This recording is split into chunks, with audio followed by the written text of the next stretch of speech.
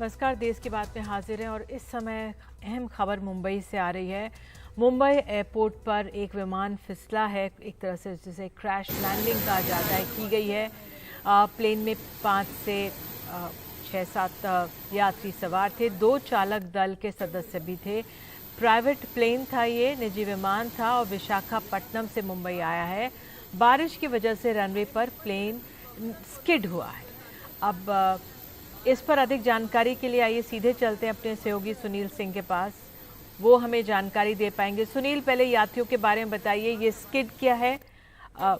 कोशिश करते हैं सुनील सिंह से बात करने की। हमें बताया जा रहा है कि ये विशाखापट्टनम से चार्टर्ड विमान है जो मुंबई आया और एक तरह से स्किड किया है। बारिश हो रही थी, एक टर्म इस्तेमाल की जाती है। उम्मीद करते हैं सभी यात्री इसमें सुरक्षित होंगे, चालक दल के लोग भी मौजूद थे। तो किस तरह की स्थिति है, सुनील सिंह से बात करने की कोशिश करते हैं या अपने सहयोगियों से कि किस तरह की स्थिति होगी यहाँ पर। ये मुंबई से आप मुंबई एयरपोर्ट के दृश्य देख रहे हैं और आपको बता दें कि यहाँ पर फिलहाल इसको बंद कर दिया गया है। सुनील, अगर आप हमारे साथ हैं, बताइए क्या स्थिति है? जो लोग इसमें सवार थे वो ठीक हैं? क्या डिटेल्स मिल पा रही हैं? देखिए निधि, अभी तक का जो अपडेट आया है उससे ये जानकारी मिली है कि कुल 6 पैसेंजर थे सवार उससे और 2 क्रू मेंबर थे। कुछ लोगों को निकाल लिया गया है और कुछ को अभी निकालने की कोशिश हो रही है। उसमें से जो निकाले गए हैं उसमें 3 जख्मी हैं, उन्हें अस्पताल ले जाया गया है, ये बताया गया है। ये जो प्राइवेट जो चार्टर्ड प्लेन है, ये विशाखापट्टनम से मुंबई आ रहा था।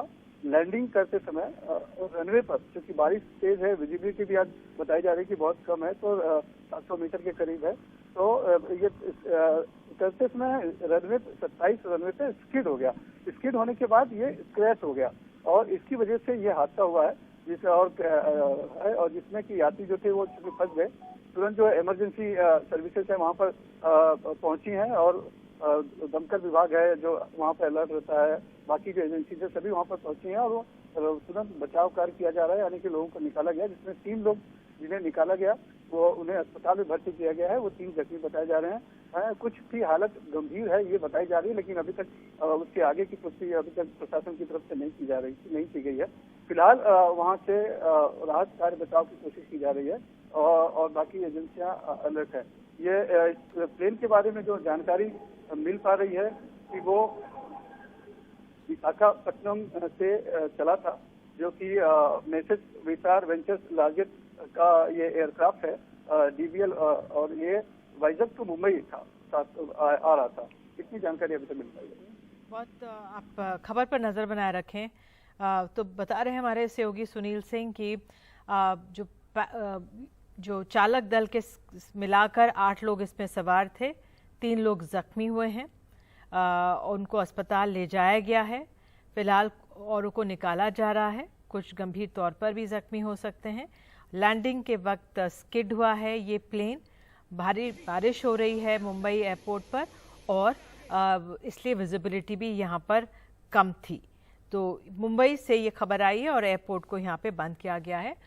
इस खबर पर नज़र रखेंगे। फिलहाल आइए आगे बढ़ते हैं और बात अब हम महंगाई की कर रहे हैं, जिससे हम आपको बता दें, एक तरफ सब्जियों के दाम संभले हैं और जिससे लेकिन दालों, अनाज, मसालों और दूध उत्पादों के दाम बढ़े हुए हैं। तो सब्जियों के दाम घटने का असर खुदरा महंगाई दर पर देखा जा रहा है।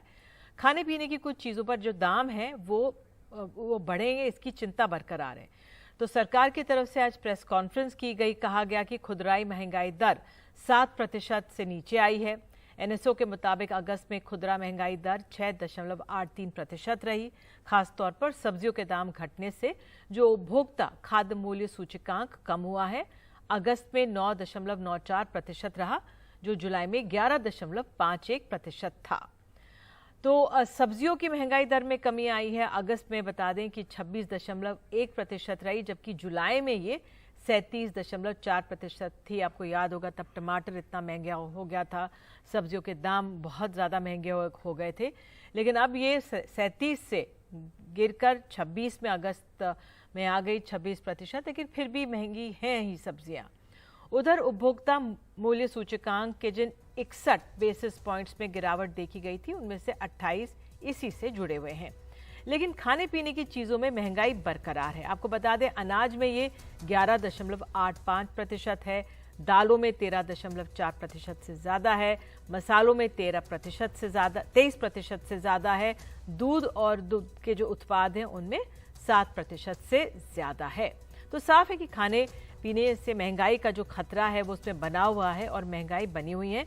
इस पर बात करने के लिए हमारे साथ आपको बता दें, हमारे साथ जुड़े हुए हैं इस पर बात करने के लिए सिराज हुसैन साहब, जो पूर्व कृषि सचिव रह चुके हैं। बहुत बहुत धन्यवाद सर जुड़ने के लिए। सर, मेरा पहला सवाल आपसे यही है कि ये महंगाई दर जो है, हालांकि कुछ कमी भी आई है, जिस तरह से सब्जियों के दाम कम संभले हैं, आप किस तरह से देख रहे हैं?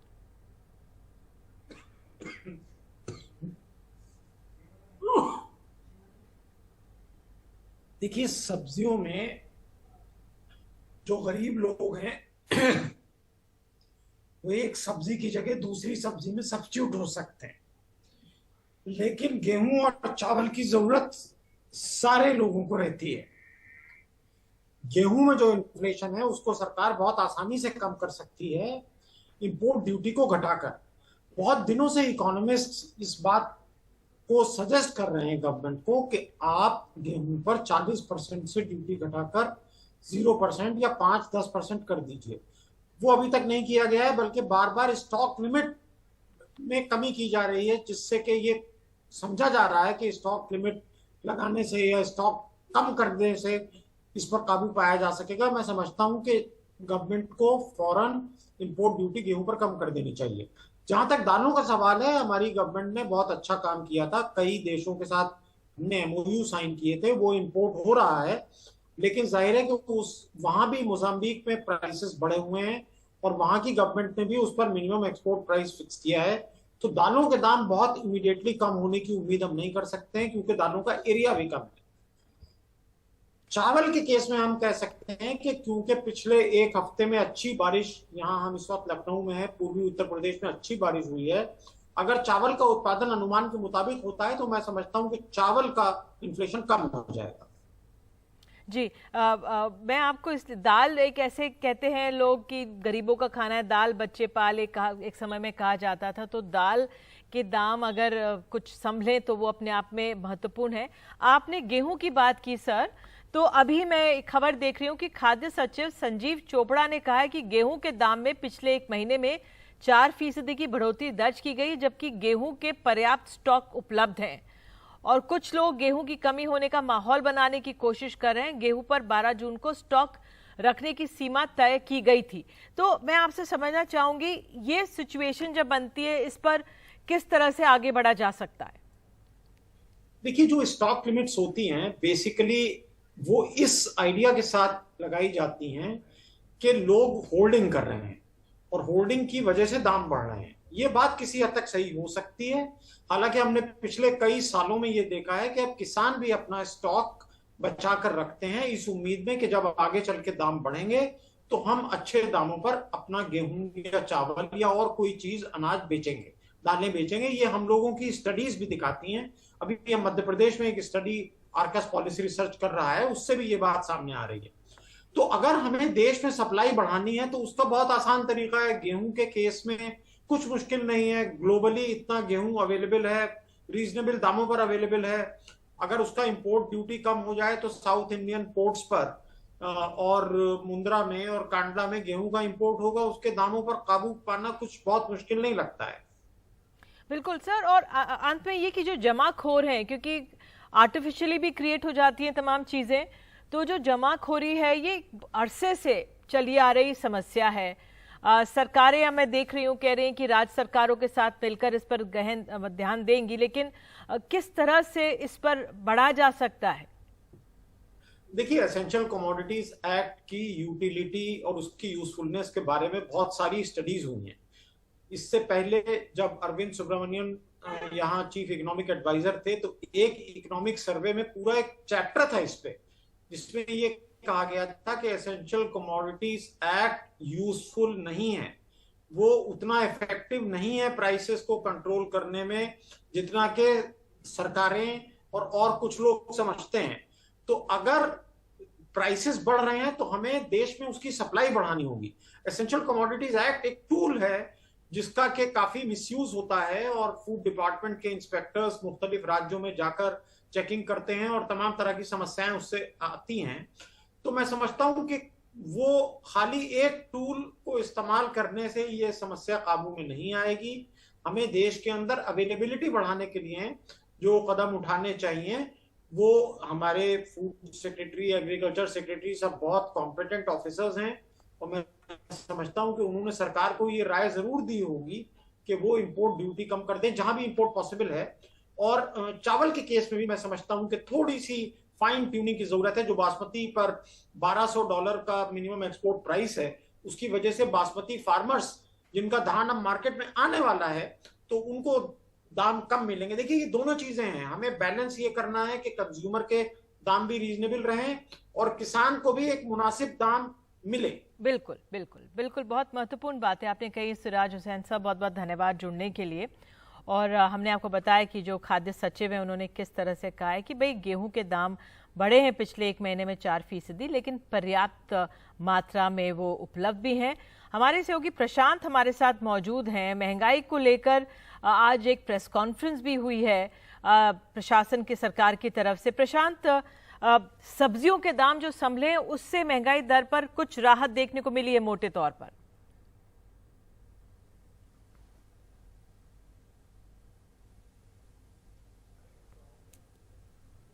आपका आवाज नहीं सुन पा रहे हम।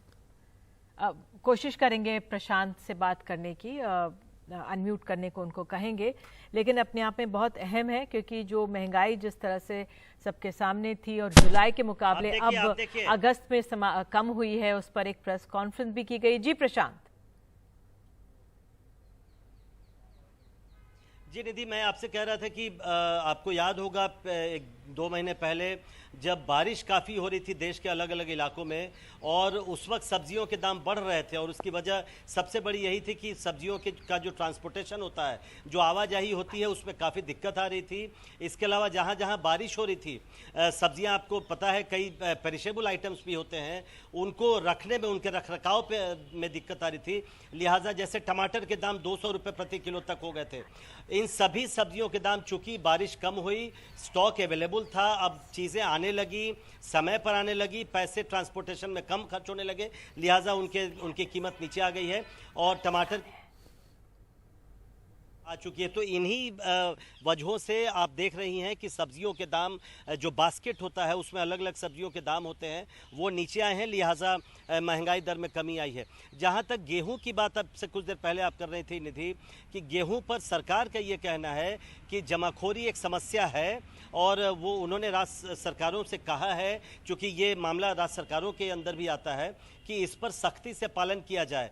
केवल स्टॉक लिमिट लगा देने से नहीं होगा। स्टॉक लिमिट 3000 टन अभी तक था, लेकिन आज से उसको 2000 टन कर दिया गया है। ट्रेडर्स के जो बड़े व्यापारी हैं, बड़ी कंपनियां हैं जो गेहूं से आटा बनाती हैं, उन लोग को अब तक 3000 टन गेहूं रखने का लिमिट था, लेकिन आज से उसे घटा के 2000 टन कर दिया गया। लेकिन सरकार का कहना है कि इससे बात नहीं बनेगी। एक माहौल भी बनाने की तैयारी की कोशिश की जाती है। कुछ वेस्टेड इंटरेस्ट, जो कुछ तत्व होते हैं जो ये सेंटिमेंट्स फैलाने की कोशिश करते हैं कि चीज़ों की कमी हो गई है, चीज़ों की सप्लाई नहीं हो रही है, इसलिए दाम बढ़ने लगते हैं। तो सरकार की कोशिश है कि इस पर भी काबू पाया जाए। और बिल्कुल ये बात सही है कि सप्लाई अगर बिल्कुल सामान्य रहे तो चीज़ों के दाम नहीं बढ़ेंगे। सरकार ये दावा कर रही है कि चीज़ें पर्याप्त मात्रा में उपलब्ध है। और केवल इतना ही नहीं, संजीव चोपड़ा जो खाद्य सचिव हैं, उन्होंने कहा कि त्यौहार आने वाले हैं और उस दौरान चीनी और बाकी तेल, एडिबल ऑयल है, जितनी भी चीज़ें हैं खाने पीने की, उन सब की पर्याप्त मात्रा में उपलब्धता है और उसकी कीमत नहीं बढ़ने दी जाएगी। खासकर जो खाद्य तेल हैं, उनका ये कहना था कि जो बाहर से तेल आयात होता है भारत में, वो अच्छी खासी संख्या में आयात हुआ है और 2 महीने पहले उनके दाम काफ़ी कम थे अंतर्राष्ट्रीय बाजार में, जिसका फ़ायदा उठाते हुए यहाँ के जो ट्रेडर्स हैं उन्होंने मंगाया है और उसके वो आपको यहाँ जो तेल के दाम है, खाद्य तेल के दाम, उसमें परिलक्षित भी हो रही है। तो कुल मिला के सरकार का ये कहना है कि उनकी कोशिश है और जहाँ जहाँ ज़रूरत है नकेल कसने की वो उसकी भी तैयारी कर रहे हैं। बिल्कुल नकेल कसने की तैयारी जिसकी ज़रूरत भी है क्योंकि महंगाई बनी हुई है। बहुत बहुत धन्यवाद आपका जो कदम उठाए हैं सरकार ने। बहरहाल आगे आपको बता दें, राजस्थान से ही खबर आ रही है महंगाई से जुड़ी हुई। बारिश की कमी की वजह से राजस्थान के ज़्यादातर ज़िले महंगाई की मार झेल रहे हैं। आने वाले दिनों में महंगाई बढ़ने के आसार हैं। बाजार में दूध से बने उत्पाद पर 10 से 15% की बढ़ोतरी देखी जा सकती है। दूध से बने सभी उत्पाद जैसे घी, दही, पनीर के दाम बढ़ने से आम लोगों की परेशानियां भी बढ़ने वाली हैं।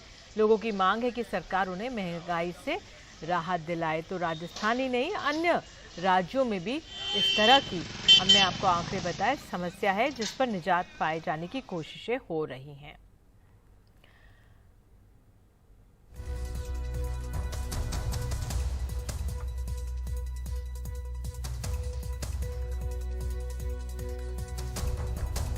और देश की बात में आइए अब चलते हैं जम्मू कश्मीर। जम्मू कश्मीर में आतंकवादियों के खिलाफ चल रहे सेना और पुलिस का साझा ऑपरेशन चल रहा है।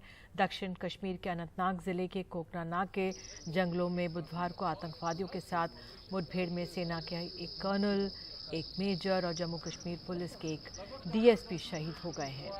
और जिस तरह से जानकारी मिली, बीती देर रात तक सुरक्षा एजेंसियों को कोकरनाग के जंगल में आतंकवादियों के होने की पुख्ता खबर मिली और इसी के आधार पर सेना और पुलिस का साझा ऑपरेशन चला। वहां पर जंगल में छुपे आतंकियों ने सेना और पुलिस की टीम पर भारी फायरिंग शुरू की और इसमें सेना के एक कर्नल, मेजर और जम्मू कश्मीर पुलिस के एक डीएसपी गंभीर रूप से तब घायल हो गए थे। उन्हें तुरंत वहां से निकलने के लिए कोशिश की गई थी। आतंकवादियों की भारी फायरिंग की वजह से उन्हें तुरंत नहीं निकाला जा सका। बाद में तीनों को अस्पताल ले जाया गया लेकिन बचाया नहीं जा सका।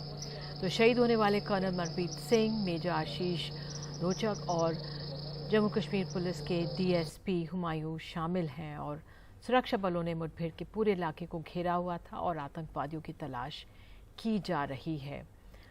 श्रद्धांजलि भी दी गई है आपको बता दें। और पानीपत में आपको बता दें, अनंतनाग एनकाउंटर में शहीद मेजर आशीष का परिवार पानीपत के सेक्टर 7 में रहता है। परिवार में उनके पिता, पत्नी, 2.5 साल की बेटी है।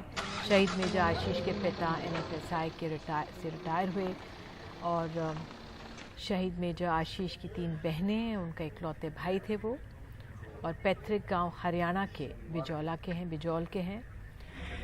अनंतनाग में मेजर आशीष की शहादत की खबर आने के बाद पूरे इलाके में गम का माहौल है।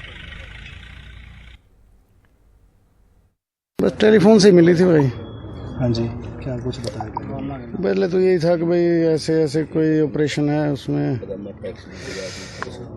बस बाकी फिर न्यूज़ के थ्रू, बाकी मेरा बेटा आर्मी में, उसने बताया फ़ोन करके। हाँ जी। तो परिवार में कौन कौन सर इसके बच्चे वगैरह, भाई बहन? अकेला लड़का है, मेरे भाई का है। 3 बहनें हैं इसकी, एक इसकी लड़की है 2.5 साल की। और हमारे सहयोगी सौरभ शुक्ला पानीपत में मौजूद हैं। सौरभ, पानीपत में बहुत गमगीन और मातम पसरा हुआ है, वहाँ पर आप कहाँ पर हैं, बताइए दर्शकों को। जी बिल्कुल, देखिए ये घर है शहीद मेजर आशीष का और यहाँ पर आप देखेंगे बहुत गमगीन माहौल है। जो पार्थिव शरीर है आशीष का वो कल यहाँ पर उनके पैतृक निवास पहुँचेगा और आप देखेंगे उनके जो पिता और उनके पिता, उनकी माँ और उनकी पत्नी, जब से खबर मिली है वो अपने जो उनका घर के अंदर के 2 कमरे उनसे बाहर नहीं निकले हैं। समझिए कितना बड़ा शौक लगा है उनको। लगातार लोग श्रद्धांजलि व्यक्त करने के लिए आ रहे हैं। जो हमें जानकारी मिली है निधि, उसके मुताबिक ये जो उनका पार्थिव शरीर है वो कल यहाँ पर पहुँचेगा। और बड़ी दुख की बात है कि ये किराए का घर है और बहुत चाव से आशीष ने अपना एक नया घर बनवाया जो कि पास में ही है।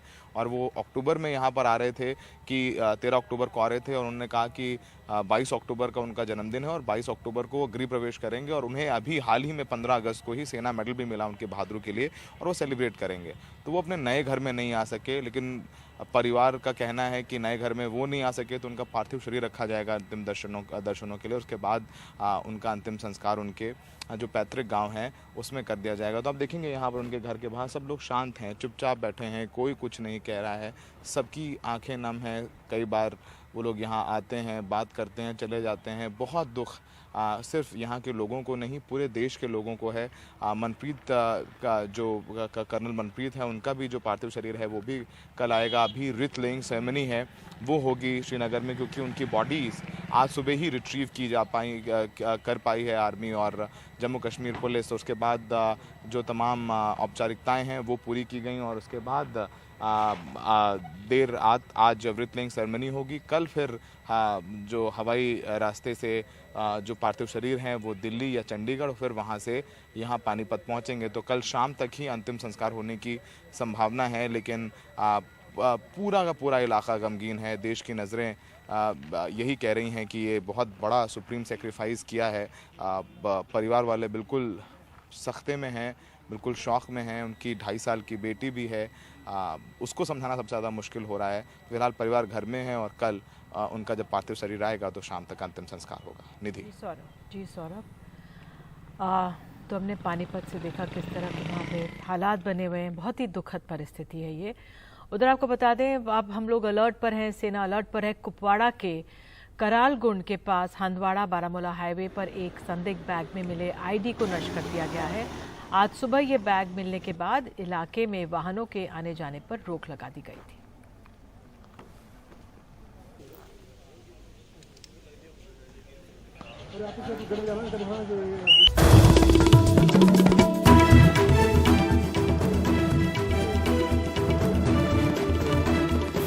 और देश की बात में अब बात उत्तर प्रदेश की, आगरा की बात है। आगरा के राजकीय बाल गृह में बच्चों के साथ हैवानियत का वीडियो सामने आया है। इसमें से एक में बाल गृह की अधीक्षक चप्पलों से बच्चों की पिटाई करती हुई दिखाई दे रही हैं। हमने इसे ब्लर किया हुआ है, लेकिन अपने आप में बिल्कुल झकझोर देने वाला वीडियो है। किस तरह से यहाँ पर सुधागृह में इस तरह का बर्ताव बच्चों से किया जा रहा है। हालांकि ऐसे वीडियो 2 दिन से आ रहे थे और इसके बाद इस मामले का संज्ञान लिया गया है। अधीक्षिका जो पूनम पाल है उनको गिरफ्तार कर लिया गया बताया जा रहा है और पद से हटाते हुए निलंबन पहले ही कर दिया गया था। मुकदमा भी दर्ज किया गया है। शाहगंज पुलिस ने अधीक्षक को गिरफ्तार कर लिया है। और देश की बात में बात अब बिहार की। बिहार के मुजफ्फरपुर में बागमती नदी में नाव पलटने से हादसा हुआ। इसमें 33 बच्चे सवार थे, पलट गई। इसमें से 11 बच्चे लापता हैं। बचाया गया है बच्चों को। नाव पलटने पर स्कूल जा रहे थे लोग और जिस तरह से हादसा हुआ है पूरे इलाके में हड़कंप मच गया है। अफरा तफरी का माहौल यहाँ पर बन गया था और ये हम स्थिति देख सकते हैं। पुलिस और एसडीआरएफ की टीम मौके पर पहुंचकर रेस्क्यू पे जुटी थी। यही ना पलटी है ना। घाट में एक बड़ी घटना घट गई है, 30 लोगों की। अभी कही दिया है डीएम को, देख रहे हैं। घटना घट गई है तो उसको देखेगा। और दूसरी बात है, जो भी इससे पीड़ित हुए हैं उनके परिवार को तो किया ही जाएगा मदद, लेकिन सब चीज को। प्रधानमंत्री मोदी ने आज सनातन धर्म को मिटाने के डीएमके नेताओं के बयानों पर अपनी चुप्पी तोड़ी है। उन्होंने चुनावी राज्य मध्य प्रदेश में एक कार्यक्रम में कहा है कि INDIA घमंडिया एजेंडा का छिपा एजेंडा सामने आ गया है। बीना रिफाइनरी की 7.8 MMTPA क्षमता का विस्तार कर 11 MMTPA किया जा रहा है। साथ ही यहाँ प्रधानमंत्री नरेंद्र मोदी ने मध्य प्रदेश में आज बीना रिफाइनरी में पेट्रोकेमिकल कॉम्प्लेक्स और 10 अन्य औद्योगिक परियोजनाओं की आधारशिला रखी। प्रतिष्ठा और प्रताप के परिचालक श्री नरेंद्र मोदी जी यहाँ मंच पर उपस्थित हैं। आप सभी की तालियों की गड़गड़ाहट के साथ हम उनके स्वागत को सत्कार देंगे। जोरदार तालियां हो जाए प्लीज आप सभी की। वहाँ एक रैली को संबोधित करते हुए पीएम मोदी ने विपक्षी गठबंधन पर निशाना साधा। पीएम मोदी ने कहा कि कुछ लोग सनातन धर्म को मिटाकर देश को फिर से 1000 साल की गुलामी में धकेलना चाहते हैं। इंडी अलायंस की नीति है, एक घमंडिया गठबंधन की नीति है, भारत की संस्कृति पर हमला करने की। इंडी अलायंस का निर्णय है, भारतीयों की आस्था पर हमला करो। इंडी अलायंस घमंडिया गठबंधन की नीयत है, भारत को जिस विचारों ने, जिस संस्कारों ने, जिस परंपराओं ने हजारों वर्ष से जोड़ा है, उसे तबाह कर दो।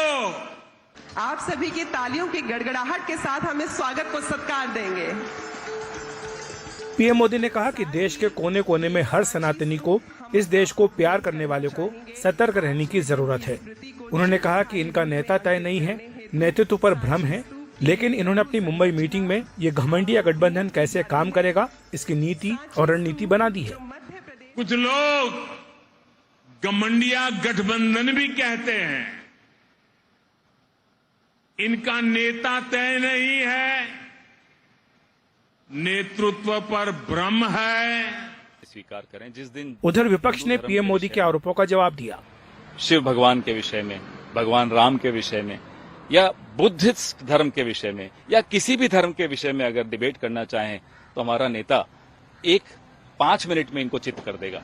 उसका इतना गहरा अध्ययन है धर्मों के विषय में। कोई भी धर्म, मैं बार बार कह रहा हूं, उसको इसके आधार पर होना होगा। अगर उसके अंदर न्याय नहीं है तो किस बात का? एक क्लिक के माध्यम से बीपीसीएल बीना रिफाइनरी परिसर में पेट्रोकेमिकल कॉम्प्लेक्स एवं मध्य प्रदेश की 10 नई औद्योगिक परियोजनाओं का अनावरण करने का कष्ट करें। यह पहली बार है जब पीएम मोदी ने सनातन के मुद्दे पर अपनी चुप्पी तोड़ी है।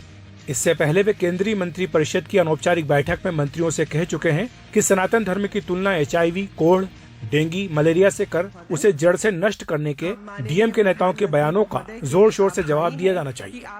ब्यूरो रिपोर्ट के साथ अखिलेश शर्मा, NDTV इंडिया। जो हम कह सकते हैं कि एक चुनौतीपूर्ण कार्य है।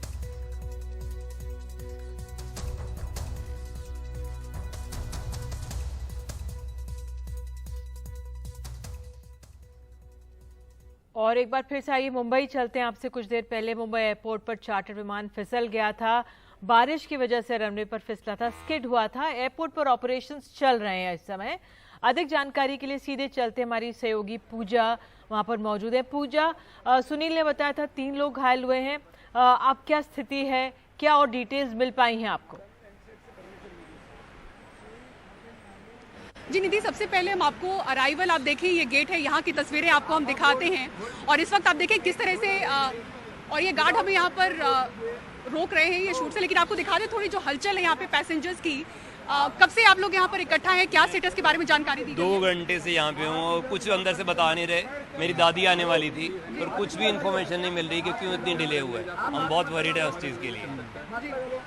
और एक सेकेंड, आप लोग कितनी देर से यहाँ पर वेट कर रहे हैं? 1 घंटे से। कोई स्टेटस पता है आप? तो डाइवर्ट हुआ। अच्छा निधि, आपको? जी बिल्कुल पूजा, मैं समझ सकती हूँ, मैं समझ सकती हूँ जो स्थिति है वहाँ पे।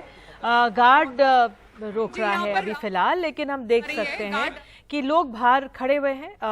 अंदर से फिलहाल कोई जानकारी नहीं आ रही है, लेकिन अपने आप में ऑपरेशंस चल रहे हैं एयरपोर्ट के।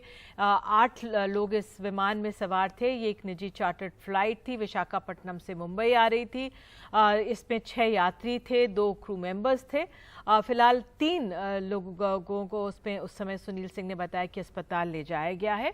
औरों को निकालने का सिलसिला जारी है। फिलहाल और डिटेल्स हम आपको लगातार अपडेट करते रहेंगे, लेकिन बताया जा रहा है ऑपरेशंस चल रहे हैं। फिलहाल जिस तरह से ये स्थिति बनी है उससे गहमा-गहमी एयरपोर्ट पर है वहाँ। और देश की बात में जाते जाते बात ममता बनर्जी की। आज सुबह वो जॉगिंग करती हुई नजर आई हैं। ये ममता बनर्जी जॉगिंग कर रही हैं, उनके साथ कई और लोग भी जॉगिंग कर रहे हैं। ममता बनर्जी दुबई के बाद स्पेन गई हुई है। मैड्रिड की तस्वीरें बताई जा रही हैं और मैड्रिड में ममता बनर्जी जॉगिंग करती हुई।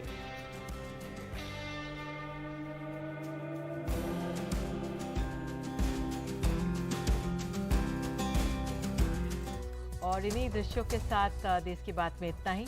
देखते रहिए NDTV इंडिया।